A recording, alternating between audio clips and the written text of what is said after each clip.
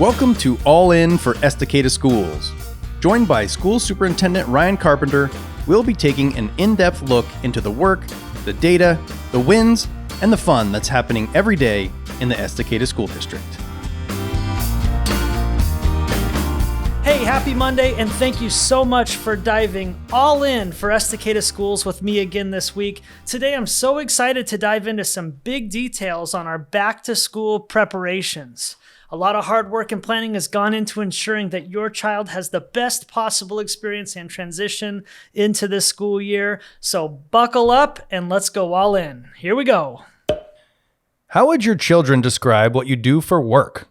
Well, right now, I think my children would describe me as a father who's always at work and seldom at home. Times are busy this summer, and we're committed to putting together a great start to the school year. And that's requiring right now between 60 to 70 hours a week of investing into our school district. But in reality, my children know full well that their father is the superintendent, and they know that because there's a lot of kids who remind them that their dad is the superintendent. There's a lot of folks in the community who watch my children as children of the superintendent. And so it's a role as the superintendent's kids, no different than a pastor's kids or anyone else's kids in the public eye that we take very seriously. My children work very hard to represent the Estacada community extremely well. And those are ingrained in our values too. So we live a very public lifestyle, and my children are a part of that. It's something that we wear with a badge of honor, and we try to do so in a humble fashion. So there is no question they know that their dad is a public figure, and they live a lifestyle of that of a public figure. And we try to have as much fun with those opportunities as we possibly can. So that's my best answer to that question. Hot Topics. I'm excited in our Hot Topics section really to talk about the preparation and planning that is in place as we open up our school doors to all children who choose to walk into it. Hey, one of the cool things I first want to start out by saying is, even after this mask mandate and a lot of tension and community conversation that the community engaged in with its school district, I am so pleased to report to you, only because I was a little bit worried that some of our families, because of this mask mandate, would unenroll from the Estacada School District. And while that is occurring in some few spots, at the end of the day, effective today during this podcast and in our time recording this, Estacada High School is up 70 kids. Clackamas River Elementary School is up 40 kids. And Estacada Middle School is up 50 kids. And so even though some of these things are occurring that affect parents' decisions on to send their child to public school or to choose a different or alternative route, the Estacada School District continues to flourish. And I'm so excited to report that. That obviously comes with significant challenges as well.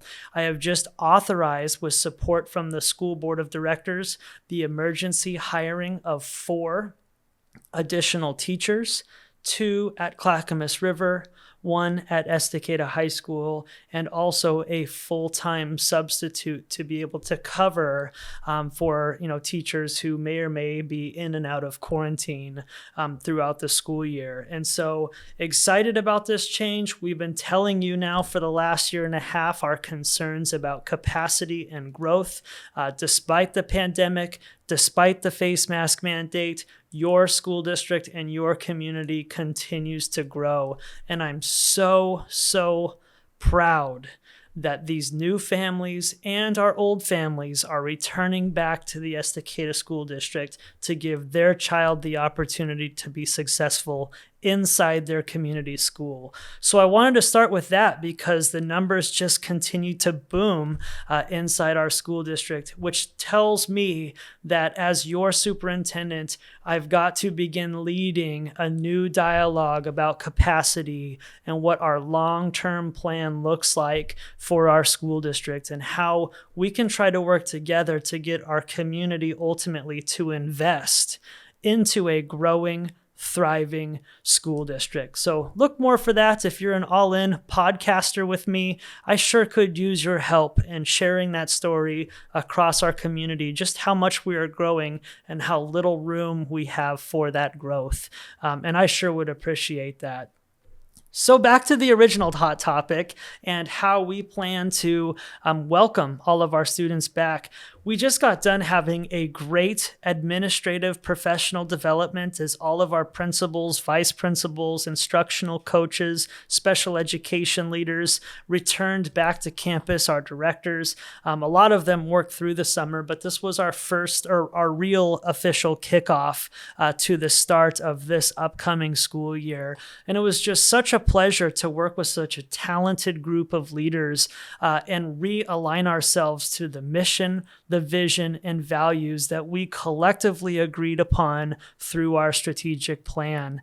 It's so important that as we anticipate so many distractions in this coming school year, and we anticipate so many adjustments that our schools are going to have to make to meet the needs of our community, to comply with state and federal initiatives. There's going to be so much moving and shaking and flexibility that's going to be required of our school district, and none of that is important if we aren't heavily anchored to the mission and vision and values of what we're trying to be. Our strategic plan serves as our compass, our roadmap, to make sure that we're checking ourselves and our actions and our data to make sure or ensure that it's aligned with what the community wants its school district to be.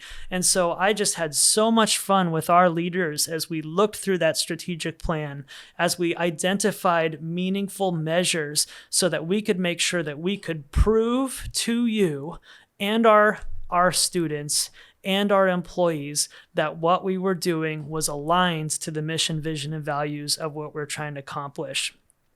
And this is because of an improvement mindset that we're trying to install. And ultimately, it's okay where everybody's starting. We know that our students are going to have some significant gaps, some of them. Some of our students are going to be in need of some tremendous emotional and social supports. We're ready to welcome any child where they're at into our doors, but that's just the starting point. In order for us to be a successful school district, we need to have that improvement mindset, and everybody starts where they're at. And it's our great teams of educational experts who ultimately use this improvement journey in short cycles of improvement to meet the kids where they're at and make those small gains throughout the entire school year. So your school district is going to track these things through readiness indicators. Are students accomplishing work in a timely fashion or meeting their benchmarks on time? Are our students or your child attending school at least 80% of the time or more, meaning not chronically absent? Is your child or our students passing at least 80% of their overall coursework? Those are all leading indicators to tell us if a child is at risk or not.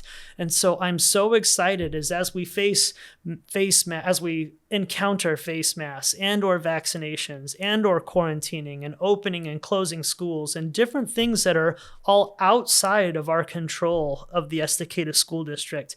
What is in our control is the improvement journey that we embark on with you as the parent and your child as the learner.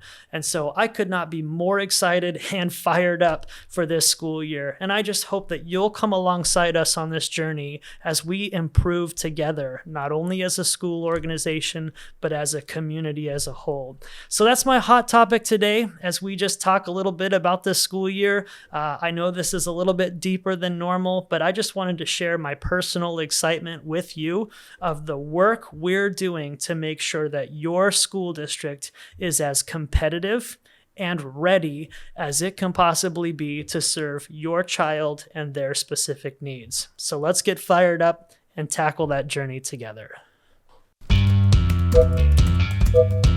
What's in Ryan's inbox?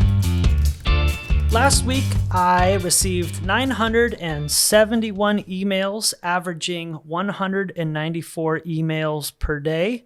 My response time to those emails was 14 hours and 34 minutes. So, hey, improvement that you get to see in front of your very eyes if you're an all-in podcaster, as I work to try to respond as quickly and efficiently as possible to our constituents' emails as they come. So happy about that. I'm also happy to see the emails starting to slow down a little bit, which will allow me to put a more constructive response to those who wish to write their superintendent. The number one theme inside this last week's emails really is a positive one. We've been working through face masks the last really 3 weeks consecutively. This number one theme, which is so awesome, is really gratitude from our community. As I received a lot of emails this last week just thanking the Estacada School District for the way that it engaged with its community, thanking our school board of directors in the way that they took action to represent and reflect the community's desires for local control, and also thank you for following the law. Hey, you can count on the Estacada School District to always keep our policies at the forefront, and you've elected your school board members who's ultimately hired your superintendent, and it's our number one job to create, follow, and enforce those policies. And so thank you for noticing that. And there's always going to be things that go up and down when it comes to belief in systems, and even in some cases, new laws that are created. But it's our responsibility to follow that. So I do appreciate those who took the time in recognition of our duty and the oath that we've taken to our community. I just want to remind folks too that there's a lot of different pathways to communicate with your school district via social media, via emails, writing to your administrators and your district office personnel. And we just want to keep that dialogue going. This has told us that we can be, as a school district, effective at hosting great conversations about some very tricky and controversial things. And we as a community can do that in a professional fashion. I've been so impressed with our community as we've worked through this very difficult issue of face masks. And yes, things get emotional. And yes, people get angry, frustrated, anxious, sad, and many other different emotions and or feelings. And we right now, as a community and a school district, are in a place where we can work with each other through these tough times. And I am just so proud of our ability to handle these things together as a community. We want to keep this dialogue going because we are committed to listening to and building a vibrant community with the school at the center of that vibrant community. So thanks so much for taking the time. I've read those emails. I've appreciated it. I feel like we as a community are ready to move on and tackle our next issue. And by the way, there will be more issues. And I just greatly look forward to that dialogue with our community, and we'll work through it together. Things are going to be okay as long as we do it together. So number one theme in the email this week was just kind of the closure of our face mask processes. And I just want to say thank you to all of you who took time out of your busy schedule to just acknowledge the Estacada School District and the hard work it put in to making sure that we represented the voices of all different aspects of our community during this tough time. So that's the number one email inbox this week. Looking forward to next week. Fact. Or fiction. Hey, fact or fiction is always a fun one, and I look forward to this section each and every single week as we go on to the big bad social media giant just to see exactly what our people are saying about the Estacada School District. Some of it very true, and we want to confirm that. Some of it very false, and we want to disprove that as well. And so let's go to the social media machine and let's pick a statement. So here we go. Drum roll. And I quote, "Now, graduation requirements have made it so kids don't have to learn anything." This comment is reference to a new graduation bill that passed at the state level, and I hear the frustration inside of that sentence, although I have to point out that that statement is false. So let me clarify a couple of things first. It is true that Governor Kate Brown waived some of the graduation requirements over the course of the next 3 years. They're the same graduation requirements that she waived during these last 2 years of COVID. So this is something that's already been in place the last 2 years that she's extending for 3 more years. It's important to note, though, what it is that's specifically waived. So let's talk about before COVID.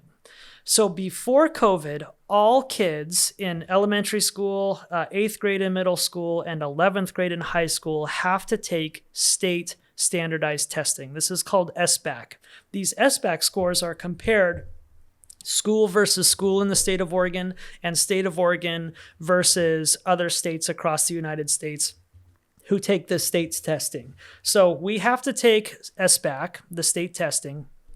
That's still in effect. So even this coming year, all children are going to be required and responsible to take the Smarter Balance test, SBAC.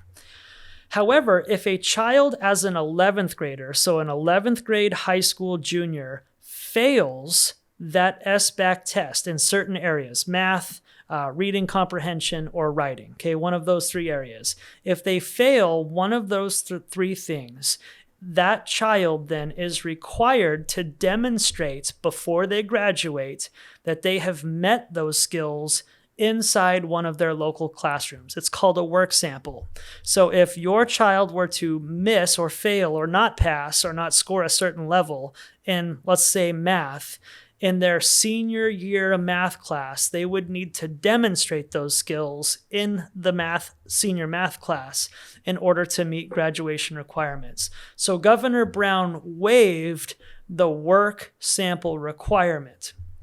So in most districts, if your child were not to pass the math section of Smarter Balance, they are no longer required to have to demonstrate that they got there. They could still graduate if they met the minimum graduation credit threshold. And we all know about credits. Now, what's cool about the Estacada School District, and this is all the credit to our standards-based grading system, and this is why we move in this direction. Because the Estacada School District is a standards-based grading system, our teachers are already evaluating our kids on grade level standards. And so if our child in the Estacada School District were not to pass the math section in the Smarter Balance, I can guarantee you that by their senior year, if a child passes that 12th grade math class, they have demonstrated the standards required in that Smarter Balance because our teachers are totally dialed in to state standards. And so regardless of the government's waiver of the work sample, your school district is so honed in on state level, grade level, content level standards that I don't lose an ounce of sleep at night because we've already guaranteed you through our standards-based grading system that your kid has met and or will meet those standards that are required. It's not like that in other school districts. If you know someone who goes to a school district that has traditional grades, everything's percentage, everything's summarized at the end, and they give them an A, B, C, D, or F, that has no relevance to anything. They could have done extra credit. They could have, shown up for parent conferences for an additional letter grade. They could have done a lot of different things, and that school cannot guarantee that their kid has met those needs like the Estacada School District can. And I'm excited to share this with you because this standards-based grading aligns directly with the mission, vision, and values of our school district. We are saying that your child, we made a promise to you that your child, upon completion of their high school credits, are going to be college and or career ready when they walk across that graduation aisle from Estacada. And so in this case, it really doesn't matter what the state waives or mandates because it's our strategic plan and our commitment to making sure that our kids are competitive post K-12 institution. Did we incorporate standards-based grading and align this with a very rigorous classrooms? And by the way, it's our great classroom teachers who are the facilitators of this standards-based learning. They work so hard in the PLCs. And by the way, it's those Wednesday early releases in this PLC time is when our teachers come together and ensure that what's being taught in the classroom, the tests that are being given to your child, and the data that's coming from that is how we make adjustments to guarantee that when your child passes that standard, it is in fact grade level. And so again, not necessarily concerned about this. In the Estacada School District, your child is required to pass all essential learning standards inside their class, and that guarantees to me and should guarantee to you that they're demonstrating those graduation requirements and grade level standards in all of our classes. So I understand the frustration. I think a lot of that frustration comes into the political sense of it. I don't think that statement is necessarily, that frustration is necessarily aimed at the Estacada School District. But rest assured, parents, because we're a standards-based grading school district, we are 100% guaranteeing that if a child is to pass a standard and or pass a class, those are grade level standards. And we're very proud of that. And we've worked very hard to instill this grading procedure of how we measure learning in our school district really over a decade. So proud to say that it doesn't matter what the governor did in this case. We are already guaranteeing that your child is learning grade level standards. So fact or fiction, that one's fiction. A long story short, that one's fiction. Hey, thanks so much again for jumping all in with the Estacada School District. I really do hope that these communications are helpful for you. It's been such an honor to watch the listener group grow as we talk openly and honestly about some of the hot topics that we're trying to make good decisions through to serve our community. So if you're new to the All In Podcasting team and or club, I just want to say welcome. We're so glad you're here. Join us again next week as we go all in with Estacada Schools.